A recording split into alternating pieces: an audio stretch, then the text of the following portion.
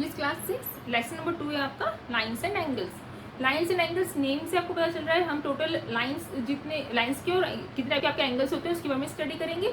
तो basic geometrical ideas ये points आपको पता होने चाहिए। ये टॉपिक्स आप कवर करेंगे। फर्स्ट आपको टॉपिक है पॉइंट। पॉइंट किसे कहते हैं? देन लाइन सेगमेंट, लाइन, रे, वन बाय वन हम इसको कवर करते हैं। पॉइंट है, पॉइंट के नाम से आपको पता चलता है पॉइंट किसे कहते हैं। एक डॉट है पॉइंट का एक मतलब समझ लो खाली एक डॉट। सपोज करो ये इसको हम कोई भी नेम देते हैं कैपिटल लेटर से हम इसको डिनोट करेंगे। सपोज करो नाम दे दिया हमने पी, ठीक है। ये क्या हो गया? Point P. तो पॉइंट बेसिकली क्या होता है? एक simple dot on a paper, ठीक है। एक सिंपल डॉट। उसके एग्जांपल्स हम कर सकते हैं। एग्जांपल्स आपके ऐसे हो सकते हैं जैसे निडल होती है, ठीक है ना। निडल है उसका जो टिप है, टिप ऑफ अ निडल। आप पेंसिल शॉर्प करो, पेंसिल शॉर्प करने के बाद जो पॉइंटेड सा होता है आप वो लिख सकते हो शार्पन एंड ऑफ पेंसिल, ठीक है ना। Sharpen end of pencil. आपके पास जो ज्योमेट्री में राउंडर होता है कंपास जिसे कहते हैं, कंपास का भी क्या होता है? टिप हो सकता है। सिरिंज इंजेक्शन होता है उसका भी क्या हो सकता है? टिप हो सकता है। तो बेसिकली जो वो चीज़ डॉट होती है यानी जो शार्प एंड रहता है पॉइंट, वो क्या होता है आपका? पॉइंट, ठीक है। आपको इसको हमेशा कैपिटल लेटर से डिनोट करना है। जैसे कोई भी है पॉइंट ए क्यू कुछ भी करा तो इसको क्या नाम दिया आपने? कैपिटल लेटर से इसको हमने डिनोट करा।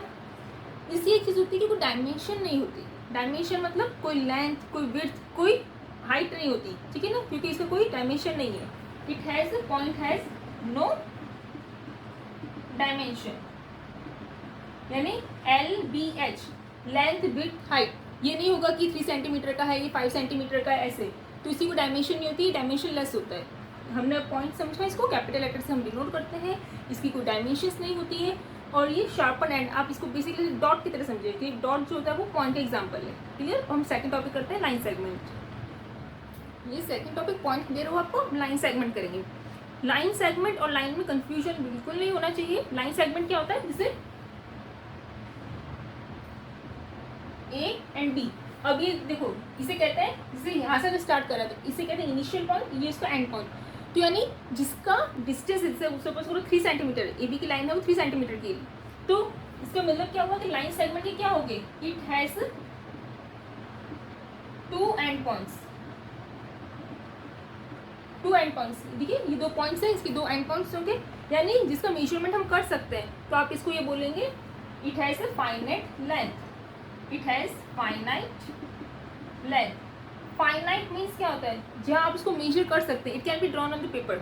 आप उसे अपनी कॉपी में जैसे 10 सेंटीमीटर का बोलते हैं, 5 सेंटीमीटर का बोलते हैं, आप उसे इजीली ड्रॉ कर सकते हैं, ठीक है। इसकी फाइनाइट लेंथ होगी, यानी जो मेजर कर सकते हैं कि हाँ इतनी है। 2 एंड पॉइंट्स होंगे। आपको ये होगी, ये भी बोल सकते हैं it is the shortest distance between 2 points. Shortest distance between 2 points. अब इसको रीड कैसे करते हैं? जिससे पॉइंट में तो हम इसको कैपिटल लेटर से बोल देते थे कि ना पॉइंट P है, पॉइंट Q है, पॉइंट R है। How to read line segment? Line segment को आप जैसे AB करा ऐसे डिनोट करते हैं। डिनोट कैसे करते हैं? AB ये करा, आप उसको वाई से उल्टा भी कर सकते हैं, रिवर्स ऑर्डर में भी इसको रीड कर सकते हैं। आप BA बुक कर सकते हैं, one at the same thing. ये रॉन्ग नहीं होता। आपने AB लिखा या BA लिखा, one at the same thing, ठीक है। कि A से स्टार्ट होकर B तक है, B से स्टार्ट होकर A तक, एक ही चीज़ है। अब देखो एग्जाम्पल कर लेते हैं, जैसे हम स्क्वायर ले लें। एग्जाम्पल बता रही हूँ आपको, स्क्वायर ले लिया ABCD। स्क्वायर में कितनी लाइन सेगमेंट्स होंगी? देखो 1 2 3 4, 4 इसके कॉर्नर्स है, ठीक है। अब यहाँ से अगर मैं स्टार्ट कर रही हूँ AB से, AB एक लाइन सेगमेंट हुई, then BC, then CD, then DA। आप इसको ऐसे डिनोट करेंगे लाइन सेगमेंट। आपने इसका नेमिंग कैसे भी कर सकते हैं, आप BA बोल सकते हैं, C भी बोल सकते हैं, लेकिन इसकी लाइन सेगमेंट्स कितनी होगी? How many line segments are there? 4 line segments. Because क्या होता है 2 एंड पॉइंट्स को जो कनेक्ट कर रहे हैं वो आपकी लाइन सेगमेंट्स होगी। ऐसे ट्राइंगल लोगों की लाइन सेगमेंट्स कितनी होंगी? 3 होंगी। सिमिलरली इस तरह से ये चलेगा। अब हम करते हैं लाइन। ये लाइन सेगमेंट किया और हम करेंगे लाइन। लाइन सेगमेंट आपको क्लियर हो गया तो आपको लाइन समझ में आ जाएगा, ठीक है। लाइन सेगमेंट का आप एग्जांपल में आप ये लिख सकते हैं, जैसे पोस्ट कार्ड, ये लेटर होता है ना, लेटर के जो एज होती है आप उसको, ये आपका जो कोई बॉक्स है, बॉक्स का जो एज है वो आप उसको कर सकते हो कि वो लाइन सेगमेंट का एग्जांपल है। लाइन करेंगे, लाइन में क्या होगा? देखो ये तो आपकी लाइन सेगमेंट है, this is your line segment AB, clear. अब अगर इसको ऐसे कर दें ऐसे एरो लगा दिया है इन बोथ द डायरेक्शंस, ठीक है, दोनों ही जो एंड पॉइंट्स थे उसकी तरफ अगर हमने इसमें एरो लगा दिया है तो इसका मतलब क्या होता है कि मैंने आपको उसमें लाइन सेगमेंट में कहा था कि उसकी फाइनाइट लेंथ होती है, यानी इसको मेजर कर सकते हैं। तो सबसे पहले लाइन और लाइन सेगमेंट डिफरेंस ये कि लाइन का क्या होता है, it has no finite length, it has no finite length, इसकी लेंथ फाइनाइट नहीं होती। क्यों? क्योंकि ये जो एरो का मीनिंग ही यही है कि ये दोनों डायरेक्शन से आप उसको इनफाइनाइटली प्रोड्यूस कर सकते हैं, यानी बढ़ा सकते हैं उसको, दोनों ही डायरेक्शन से क्या कर सकते हैं आप, कितना भी चाहे उसको बढ़ा सकते हैं। तो आप उसको कॉपी में उसको मेजर करके तो लिखेंगे नहीं, उसको ऐसे शो करते हैं कि इन दोनों डायरेक्शन में लाइन है बड़ी है। एक तो तरीका इसका ये है कि आप इसको ऐसे डिनोट कर लो, A B, this shows line, ये ए बी एक लाइन है। एक तरीका और है स्मॉल लेटर से कि आपने इसको नाम दे दिया एल दे दिया, ये एम दे दिया, तो आप इसको लाइन को डिनोट करने के दो तरीके हैं, या तो आप ऊपर दोनों साइड एरो करके शो कर दो या फिर स्मॉल लेटर से शो कर दो, एल एम एन जो भी आपका वो लाइन है। डिफरेंस क्या है कि इसमें किसी फाइनाइट लेंथ नहीं होती, it can be produced in both the directions, ठीक है, इनडेफिनेटली। आप उसको इनफाइनाइटली बहुत ज़्यादा बढ़ा सकते हैं, इसलिए इसको एरो से शो करते हैं, क्लियर। अब हम करते हैं रे। रे में क्या होता है, इसका वन एक इनिशियल पॉइंट होगा। अब हम रे का एग्जाम्पल कर रहे हैं, जैसे ए लिया आपका, ये मैंने बी लिया और बी पे ये ऐसे एरो लगा दिया, तो आपका मतलब ये क्या होगा, इसे ए बी को लिखेंगे कैसे, ए बी ऐसे लिखा है, इट मीन्स ए उसका इनिशियल पॉइंट है और बी के साइड से, यानी जो बी है उसको आप इनफाइनाइटली बढ़ा सकते हैं, एक डायरेक्शन में वो बढ़ेगा। तो ये क्या होता है, ए बी रे, आप A B is not equals to B A, ये आपको समझना बहुत जरूरी है, ट्रू फॉल्स क्वेश्चन में आ जाता है, ये कॉन्सेप्ट है। ए बी का मतलब क्या हुआ कि ए इनिशियल पॉइंट हुआ और बी से हम उसको एक्सटेंड कर सकते हैं, और बी ए का मतलब बी से इनिशियल पॉइंट है, ए की तरफ हम कितना भी प्रोड्यूस कर सकते हैं, तो इसलिए ए बी या बी ए आप इक्वल सेम लिखेंगे तो उसको मीनिंग चेंज हो जाएगा, क्लियर। इसका एग्जाम्पल आप रे का ले सकते हो, जैसे आप टॉर्च है, टॉर्च ऑन करते हो तुरंत टॉर्च की लाइट कैसे जाती है ना, टॉर्च की लाइट कैसे जाती है, अगर हम टॉर्च ऑन कराए तो इस तरह से जाती है ना। तो ये क्या होता है, एक इनिशियल पॉइंट और उसकी आप कितनी भी लंबा उसको बढ़ा सकते हैं, ठीक है। सन रे है, सन का क्या होता है, सन का सोर्स क्या है, लाइट का सोर्स क्या सन है, सन कैसे स्प्रेड होता है वैसे। तो रे का एग्जांपल में आप इसको ले सकते हैं, टॉर्च का एग्जांपल ले सकते हैं, सन ले सकते हैं, और ये एक डायरेक्शन में बढ़ता है, लाइन आपकी दोनों डायरेक्शन में बढ़ती है। ये लाइंस एंड एंगल्स में से हमने फर्स्ट टॉपिक कर लिया, ज्योमेट्रिकल आइडियाज हमने ले लिए कि what is point, what is line segment, what is line and what is ray. Now second topic is angle. Angle हम करेंगे, होता क्या एंगल, जैसे ओ लिखा, एक रे बनाई ओ ए, एक रे में बनाई O B, O A and O B क्या है, रे हैं, ठीक है।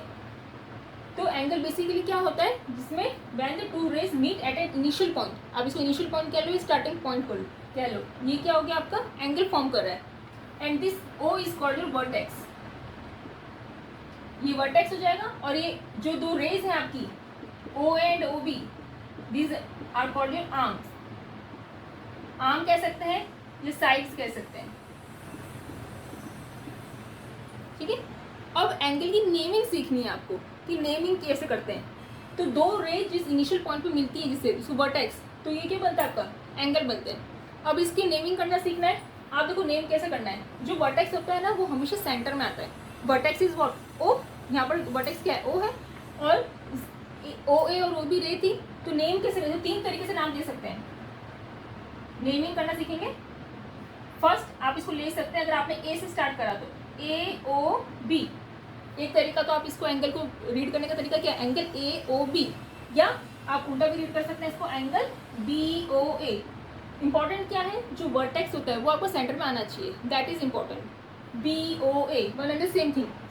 सपोज फॉर अगर 30 डिग्री होता है, फॉर एग्जाम्पल ये 30 डिग्री होता है, तो आप angle A O B 30 degree बोलेंगे, एंगल बी ओ ए पढ़ा तो भी ठीक है 30 डिग्री। या एक तरीका है कि आप ए और बी को रीड ही ना करो, बीच वाला सेंटर वाला एंगल होता है, आप एंगल ए ओ बोलो 30 डिग्री। ये तीनों तरीके राइट है, तीनों ही, these are the 3 methods of naming an angle. आप कैसे भी इसको रीड करेंगे तो ये आएगा 30 डिग्री, ये तो आपने नेमिंग करना सीखा। अब एक चीज़ की पॉइंट्स, एंगल जो होता है वो जो प्लेन है आपका, ये जो पेपर है मतलब, तो आपको डिवाइड किस में करता है, 3 पार्ट में करता है, एक तो exterior, interior and on the angle, ठीक है। अब इसका मीनिंग क्या हुआ, ये आप मैं हटा देती हूँ आपको, इसे यहाँ पर लिख दिया x y, यहाँ पर लिख दिया r। अब आपको अगर क्वेश्चन आता है कि name all the points lies in the interior of angle AOB, आपको बताना है कि जो आपका एंगल है AOB उसके इंटीरियर में कौन से आते हैं, इंटीरियर यानी अंदर, देखो अंदर में कौन सा पॉइंट आ रहा है यानी x, यानी इसका आंसर हो जाता x, क्लियर।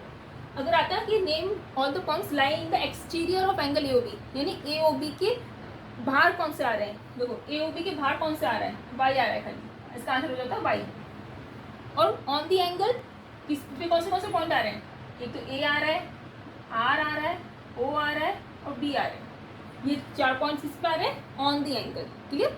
ये होता है आपका एंगल। हमने इसमें सीखा है एंगल कैसे रीड करते हैं, इसको 3 तरीके से पढ़ा जा सकता है, 3 तरीके से उसको नेम दे सकते हैं, प्लस इंटीरियर एक्सटीरियर और उस पर पॉइंट्स कैसे फाइंड आउट करते हैं, आर्म्स किसको कहते हैं, वर्टेक्स किसको कहते हैं, ठीक है। अब हम करेंगे साइज ऑफ एंगल। ये size of an angle, size of an angle किसी से कहते हैं, सपोज करो ये बनाया मैंने आपका AOB। अभी हमने सीखा ये क्या चीज़ है, OA एंड OB आपकी क्या है, 2 रेस है यानी आर्म्स है, और ये आपका वर्टेक्स है। आप मान लो ये इनिशियल रे है और ये आपकी फाइनल रे।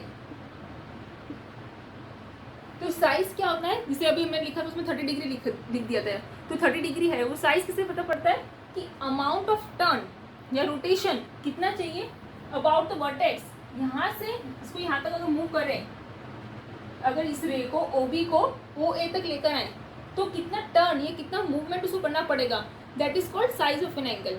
वापस देखो, द अमाउंट ऑफ टर्न और rotation needed about the vertex, इस वर्टेक्स की इनिशियल रे को आपको फाइनल रे के तक लेके जाना है, तो कितना इसे टर्न करना पड़ेगा, वो आपको क्या कहलाता है, आपका साइज ऑफ एन एंगल।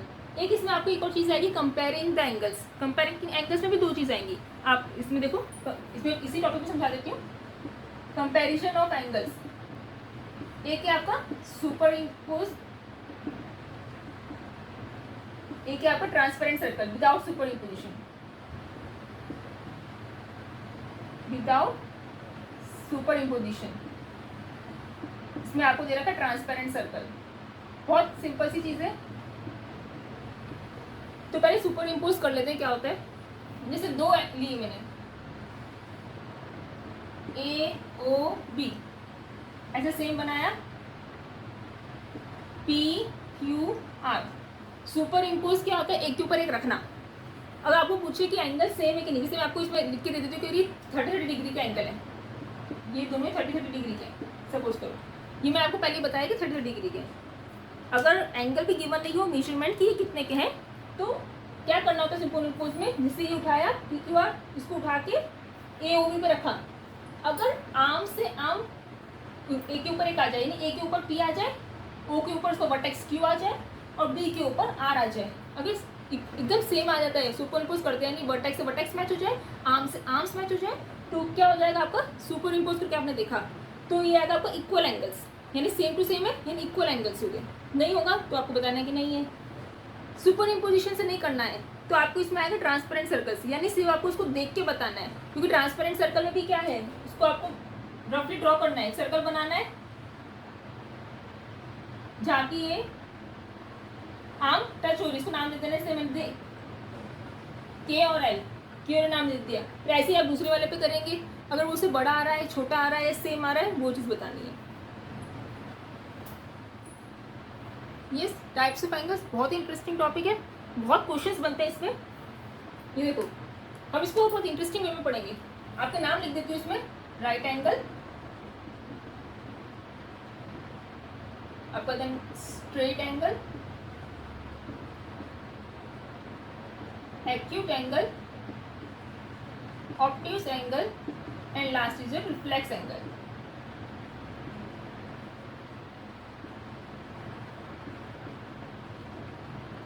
अब देखो एक डायग्राम बनाती हूँ, उससे आपको सब एक्सप्लेन करती हूँ। पहले तो है ना 90 डिग्री समझते हैं, टेढ़ा हो गया,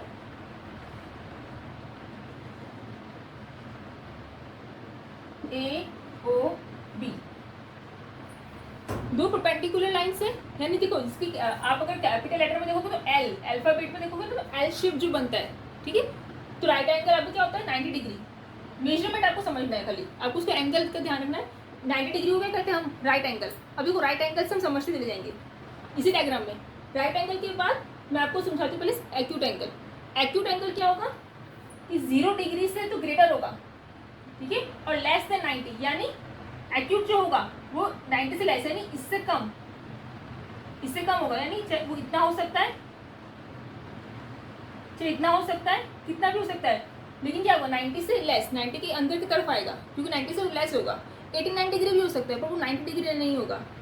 तो आपको एक्यूट एंगल में क्या ध्यान रखना है कि ग्रेटर देन तो क्या होगा आपका 0, greater than 0 degree but less than 90 degree, greater than 0 degree but less than 90 degree. ये तो आपका ये हो गया, ठीक है। अब करते हैं स्ट्रेट एंगल। स्ट्रेट एंगल किसे कहते हैं? ये जो स्ट्रेट लाइन बन जाए, ये देखो ये पूरी जो स्ट्रेट लाइन बन गई, यानी 180 डिग्री, क्योंकि एक 90 है यहाँ पर, समझो कितना होता है 90 और एक और 90, दो 90 हो गए 180 डिग्री। स्ट्रेट एंगल कितना हो गया आपका 180 डिग्री। स्ट्रेट लाइन बन जाती है यहाँ पर, स्ट्रेट लाइन। मेजरमेंट के साथ आप कुछ वर्ड याद रखोगे तो आपको हमेशा याद रहेगा। अब ऑब्ट्यूज, एक्यूट क्या था 90 से लेस था, तो इसमें क्या करना है आपको, क्या होगा आपका 90 से ग्रेटर होगा, ऑब्ट्यूज ग्रेटर देन 90, 90 से तो बड़ा होगा बट लेस देन 180। कि मैम अब ये कैसे होगा लेस देन 180? अब इसको भी समझते हैं। देखो 90 से ग्रेटर, पहले आप समझो 90 कितना होता है, ये होता है 90 है ना, ये 90 होता है, और मैं कह रही हूँ ऑब्ट्यूज क्या होता है 90 से ग्रेटर, यानी इससे बड़ा, इसके बाहर आना चाहिए। और 180 आपको पता है स्ट्रेट लाइन, यानी कुछ ऐसा होगा 90, यानी एल से, एल की शेप की 90 तो उससे बड़ा होना चाहिए, और 180 स्ट्रेट लाइन 180 के अंदर आना चाहिए, छोटा होना चाहिए। ये क्या होगा आपका ऑब्ट्यूज। रिफ्लेक्स भी ऐसे देखना है, रिफ्लेक्स क्या हो जाएगा greater than 180 but less than 360। अब ये क्या चीज हुई 180 से ग्रेटर है। अब देखो 180 क्या होती है स्ट्रेट लाइन, 180 से ग्रेटर करना है, ये है अगर सपोज करो 180 है यहाँ तक, इससे ग्रेटर यानी इससे बढ़ाना है, और 360 से कम, 360 होता है कंप्लीट एंगल, पूरा जो घूम के आ जाता है, तो ये ऐसा होगा कि 180 से ग्रेटर है पर 360 से छोटा है, तो ये को रिफ्लेक्स एंगल, ये आपको ध्यान रखना है, बहुत इजी है। ये इस चैप्टर का लास्ट टॉपिक क्या आपका एंगल बाइसेक्टर। एंगल क्या था, पहले हम एंगल ड्रॉ कर लेते हैं। दो आर्म्स थी जिसकी, एक वर्टेक्स था ए ओ बी, ये हो गया आपका एंगल। अब एंगल बाइसेक्टर, बाइसेक्टर का मतलब भी समझिए बाइसेक्ट करना, यानी कुछ काट रहा है, और बाइसेक्टर क्या होगा कि हाफ करेगा। जैसे अब मैंने 30 डिग्री का इसलिए बोलती हूँ क्योंकि मैंने एक एग्जांपल ले रखा है डिग्री का, तो आपको समझ में आए। अगर ये 30 डिग्री एंगल है तो बाइसेक्ट मतलब दो में कर देगा, हाफ कर देगा, यानी 15 डिग्री कर देगा। एक रे और बना दी, ये दो रे हैं अभी, इस पर एक और कर दी, इसको नाम दिया मैंने जैसे एम। तो क्या होगा आपका, अगर ये पहले पूरा एंगल 30 डिग्री था, अगर आपका angle A O B 30 degree था, तो अब angle A O M and angle M O B equally कितना हो जाएगा 15 डिग्री। क्या हो जाएगा, दोनों 15 डिग्री हो जाएंगे, पहले 30 डिग्री थे। तो बेसिकली एंगल बाइसेक्टर क्या हुआ, the process of getting the half of a given angle. कोई भी एंगल गिवन हो आपको, उसका अगर हाफ करते हो आप, तो that is called angle bisector. अब जैसे 90 डिग्री करना हो, आपके पास 90 डिग्री है, मैंने 30 लिया ना, आप 30 से दूसरे एग्जाम्पल लेते हैं, 90 डिग्री लेते हैं, वही आप नाम दे दो ए ओ बी। इसका एंगल बाइसेक्टर ड्रॉ करना है। 90 का हाफ, यानी हाफ यानी 90 का हाफ करो, कितना होगा 45, यानी ये अगर आपने ये ड्रॉ करा, ये 90 था, इसको वो दे दिया नाम हमने एम, तो ये हो गया 45, ये भी हो गया 45, यानी angle A O M angle M O B हो गया आपका 45 डिग्री, और एंगल ए ओ बी था यहाँ पर 90 डिग्री। 90 डिग्री का एंगल बाइसेक्टर किया तो वो 45 हो जाएगा, 30 का करोगे तो 50 हो जाएगा। तो बेसिकली हाफ करना क्या होता है एंगल का, एंगल बाइसेक्ट।